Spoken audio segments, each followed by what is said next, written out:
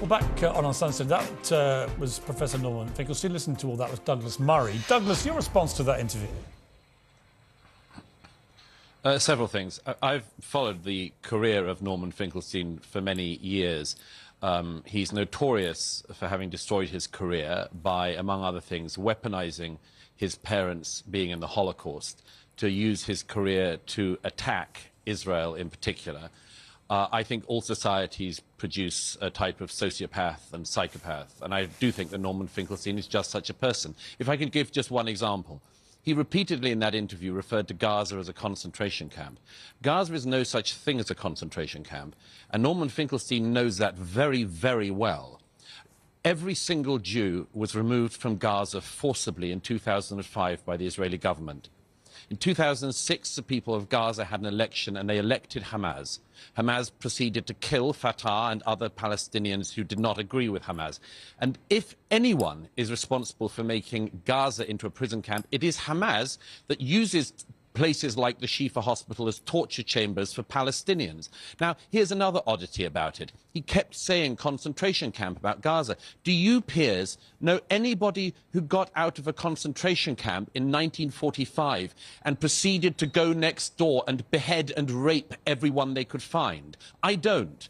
But only Norman Finkelstein finds these kinds of comparisons to make and makes them willfully. And by the way, and shame on him for this, what we just heard was Holocaust denial in real time. He pretends we don't know what happened on the 7th of October. We do know. We do know. And if he doesn't believe the reports he reads, and if he doesn't believe all of the international media, he should have come with me this morning to the pathology department here in Tel Aviv, where they are still trying to work out who the bodies are that are arriving. I was standing this morning in Tel Aviv in the mortuary with the doctors who are trying to work out the identities still of the people killed that day. There is so little of some of them, peers, that they can't even extract DNA from them. There is so little of them that sometimes it turns out what was thought to be the charred remains of one person is the remains of two people.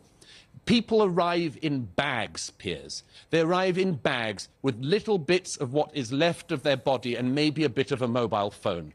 There was the skull of what I said that must be a child's skull. And one of the experts there in the mortuary said, actually, we don't know, because the fire in the house that Hamas lit was so intense in its heat, it could have been a young man's skull that was warped into a smaller size by the heat. So if Norman Finkelstein, practicing his Holocaust denialism in real time, actually wants to practice any of the academic pursuit he has spent his career not pursuing, then I would urge him to go like I did, and see the body bags in the mortuary here, and see what Hamas did that day.